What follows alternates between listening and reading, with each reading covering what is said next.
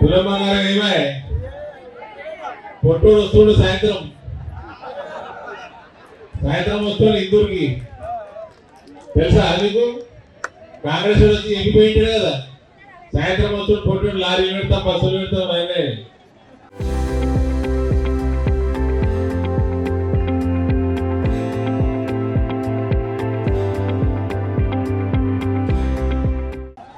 చెప్పులు తీసుకొని పోండి, కొండలు పోయి సరేనా? ఓదలు తొండలు రేవంత్ రెడ్డి లాగా తొండలు ఉంటుంది. తెలంగాణ రేటు కూడా డబల్ అయిపోయి అద్దతులను కూడా ఇయ్యాడు.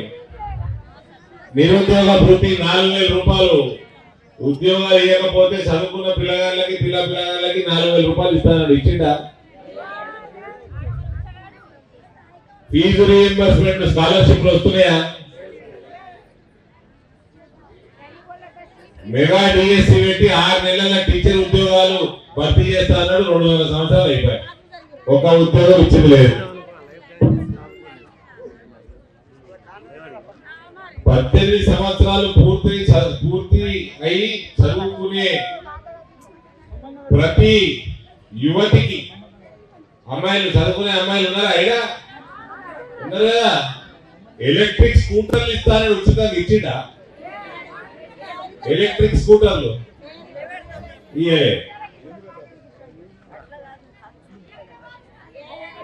ఆటో డ్రైవర్లు ఉన్నారు. అయినా 12,000 రూపాయలు 12,000 ఇచ్చిందట. ఎట్లా ఖర్చు పెట్టాలో అర్థమవుతుంది.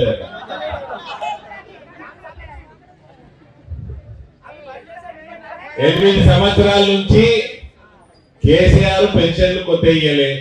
వీళ్ళు వచ్చి 2.5 సంవత్సరాలు అయిపోయింది, కొత్త పెన్షన్ ఇస్తలేరు. మధ్యలో భారతీయ జనతా పార్టీ వాళ్ళు నరేంద్ర మోడీ రేషన్ కార్డులు ఇచ్చేయండి, ఎన్ని ఇచ్చేయండి రేషన్ కార్డులు, ఫ్రీ రేషన్ మేము ఇస్తాం అన్నారు. రేషన్ కార్డులను ఇచ్చిండా? ఇయ్యలే. కొత్త రేషన్ మేము ఫ్రీగా రేషన్ కార్డులు ఇయ్యడానికి ఏం రోగం వీళ్ళకి? అడుగురు, మీ ఎమ్మెల్యేని అడుగుంది, మీ ఎమ్మెల్యేని అడుగుంది. రేషన్ మేము ఇస్తూనే ఉన్నాం, ఎన్ని కార్డులను ఇచ్చుకో, మేము ఇస్తాం. రేషన్ ఇచ్చుకోలేదు. ఇలా ఒక్క ఇల్లు కట్టించిందా? గతముకోడు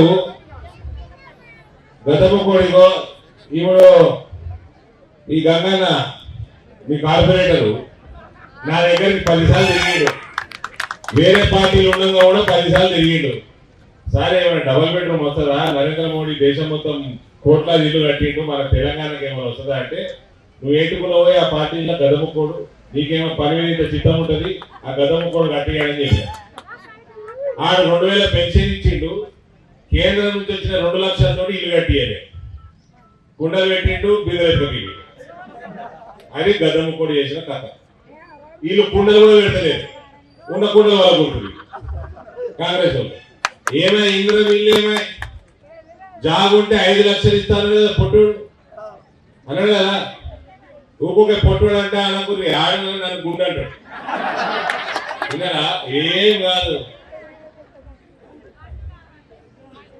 తొండలు కూడా పొట్టులు కంటే పొడుగునే ఉంటాయి. తొండలు దొరుకుతుంది సాయంత్రం. ఏమీ ఇవన్నీ వాగ్దానాలు ఇంకా చాలా ఉన్నాయి. ఎన్ఆర్ఐ లేరా దుబాయ్ మస్కట్ నీకు?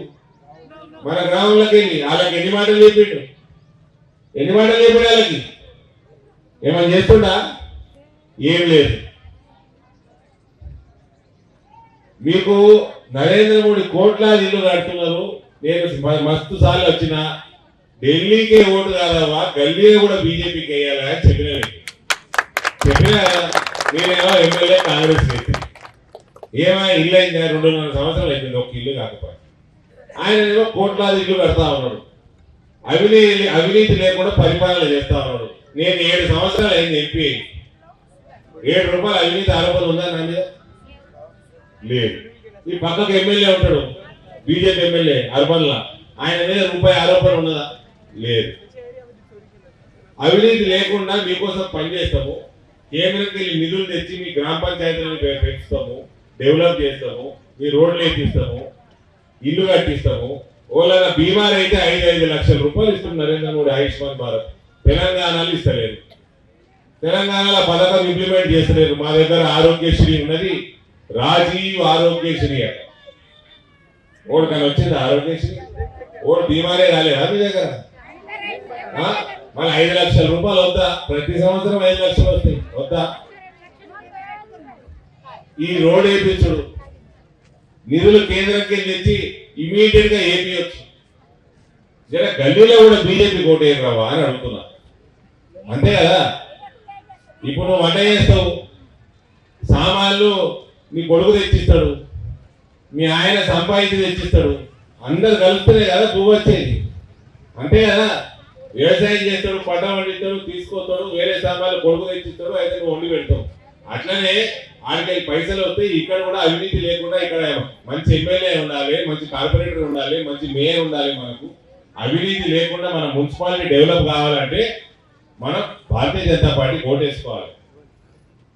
ఇప్పుడు మొగుడు తాగపోతైనా ఇంట్లో వంట కాదు, పోరాడు తిరిగిపోతైనా ఇంట్లో వంట కాదు. అంతే కదా. ఆడనేమో మీరు మంచోళ్ళ ఓటేస్తారు ఢిల్లీలో, ఈడ ఎమ్మెల్యేకి వచ్చేసరికి గల్లీలకి తాగుబోతులకి తిరుగుబోతులకు ఓటేస్తారు. మీ ఎమ్మెల్యే ఇటుక బట్టీలు కూడా ఇచ్చిపెడతలేడు కదా, కళ్ళు బట్టి ఇసుక బట్టీలు కూడా ఇచ్చిపెడతలేడు కదా. మరి గసంటోళ్ళకి ఓటేస్తే ఎట్లన్నావా? ఈయన టీఆర్ఎస్ ఉన్నప్పటికీ నాతో రెగ్యులర్ గా ఏం పని అవుతుంది, ఏం పని కాదు, ఎట్ల రూపాయలు తెచ్చుకోవాలన్న ఆతృత ఉంటుండే. నేను చెప్పగానే మా పిల్లగాడు మహేష్ ఏంటి భారతీయ జనతా పార్టీని పెంచినోడు, భారతీయ జనతా పార్టీని గట్టిగా బలంగా పెట్టినోడు. నేను చెప్పగానే బాబు మనం గెలవాలి, ఈసారి మేయర్ గెలవాలి, అందరం ఒక్కటి కావాలి. పోయినసారి 2 సీట్లతోటి 28 కాడ బీజేపీ అయిపోయింది, 31 రావాలి. ఈసారి అందరు కలిసి పనిచేసుకున్నాము. నేను ఒక్కసారి త్యాగం చేసి చిన్న పోరాడు, ఇప్పుడే మీసం గడ్డం వచ్చింది, మస్తు టైం ఉన్నది నీకు, వచ్చేసారి నిలబడదు అని చెప్తే ఒకటే మాట మీద పార్టీ కోసం త్యాగం చేసిండు మహేష్. అట్లే మనోడు రావుడు తమ్ముడు, ఈయన పరిస్థితి కూడా అదే. ఒక మాట చెప్పగానే విడ్రా చేసుకున్నాడు నామినేషన్. వీళ్ళిద్దరికి కూడా నేను మనస్ఫూర్తిగా ధన్యవాదాలు తెలియజేస్తాను. అందరం కలిసి ఒక మంచి మేయర్ ఎన్నుకుందాం. ఇంకోటి కథ తెలుస్తుందా? కాంగ్రెస్కి వెళ్ళి మేయర్ ఎవరైతారట? మేయర్ అభ్యర్థి ఎవరు తెలిసింది కదా. తెలుసా ఏం చేసిండు?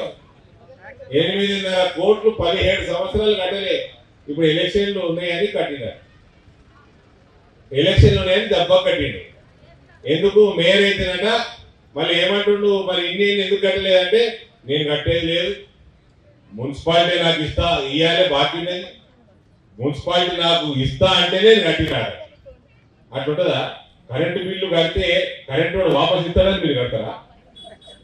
నల్ల నీళ్ళ బిల్లు కడితే నల్ల డిపార్ట్మెంట్ వాడు వాపస్ ఇస్తాడని కడతారా?